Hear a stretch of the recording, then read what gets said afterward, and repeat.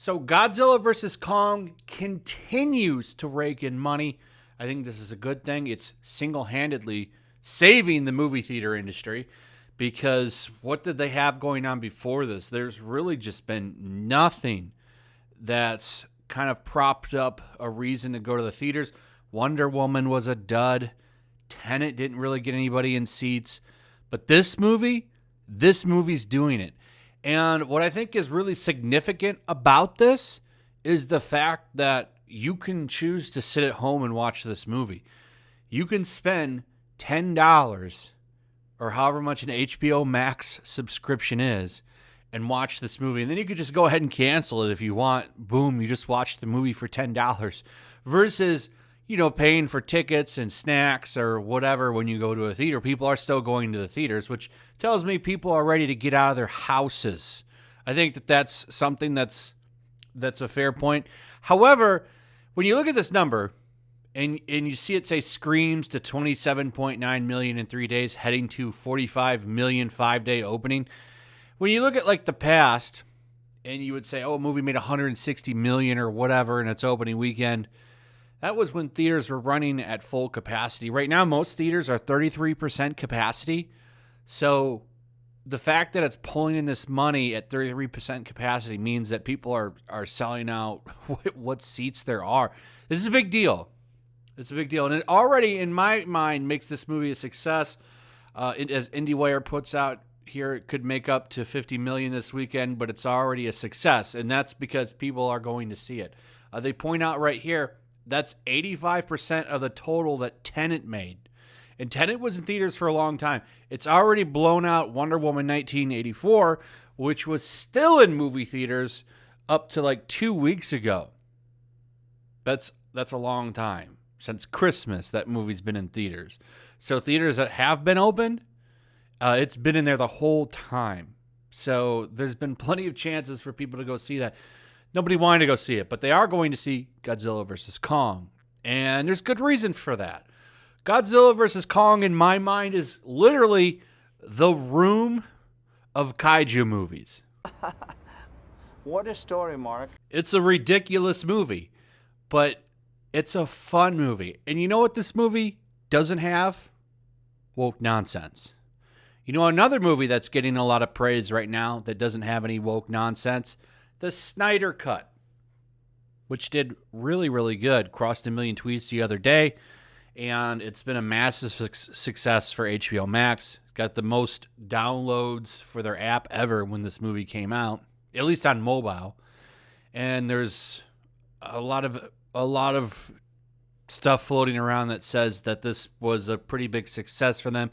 It outperformed Marvel's Falcon and the Winter Soldier, which I gotta say is, I don't know. I don't think it's terrible, but it's not really get me that excited for anything. And the second episode was kind of woke. The stuff when they had the cops show up, I gotta tell you, was kind of woke. And if you watch Overlord DVD's channel, he put a video out yesterday saying that like 70% of people stopped watching the show right at the moment when those police officers show up in Falcon and the Winter Soldier. They all turned off their televisions or closed the app. I kind of believe it. I think people are sick of it. People are sick of getting beat over the head with this stuff. They don't care. They don't want to be improved. They don't want political props in their stuff. They just want to see entertainment. And when they go to see Godzilla vs. Kong, that's what they're seeing. When they watch the Snyder Cut, that's what they're seeing, entertainment. They're not seeing any nonsense, no politics, just fun.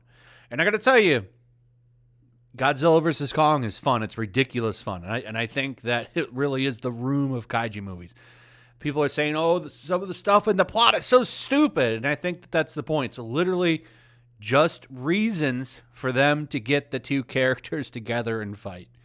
And they don't care how it's done. And some of the stuff is just so ridiculous. It's funny. I would say the movie is trying to be stupid. And it works for it. That's why I think it reminds me of The Room, which if you haven't seen, you should go check it out. Maybe you disagree with my analysis there, but I think it's spot on. That doesn't mean that it's a terrible movie. I think it's a great movie. I loved it. Like I said, I give it an 8 out of 10, but some of the stuff in the plot is ridiculous, and I don't want to spoil it because it's still early. We're going to talk about it on the stream tonight a little bit, so there will be spoilers there. So if you aren't looking for those, I would say just hit the mute when we start talking about it. But we're not going to talk about anything that would ruin the film. I mean, this isn't like Shakespeare writing or anything. So even if you know some plot details, I don't think it's going to ruin the experience for you. You should definitely check it out. But anyway, that's pretty much it. Disney just is losing the plot here.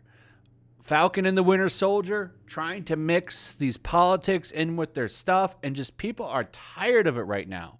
That's why you see people running to the theaters to see this. They just want to turn off their brain a little bit and be entertained. And when they go to see Godzilla vs. Kong, that's what they're getting. And the audience score over on Rotten Tomatoes, it reflects that. People have it pretty hard right now with a lot of stuff that's been going on. Times are tough. And they want to see something like this. They just want to kick back, be entertained, and relax. They don't want to be told that they're terrible people or that they're privileged, or even though they're like barely able to pay the bills and all this stuff. Like, they just want to chill and watch a fun movie, and that's what they're getting here. And I like that this movie is raking in the money right now because of that. Anyway, that's all I got. Let me know your thoughts in the comments below. Also, if you would, please like, subscribe, share the video. Make sure you're still subscribed. Hit that notification bell, and I'll see you on the next one. Peace. Also, if you want to help support the channel, check out my Teespring store. There's a link in the description. You can find some merchandise in there that you might want to check out.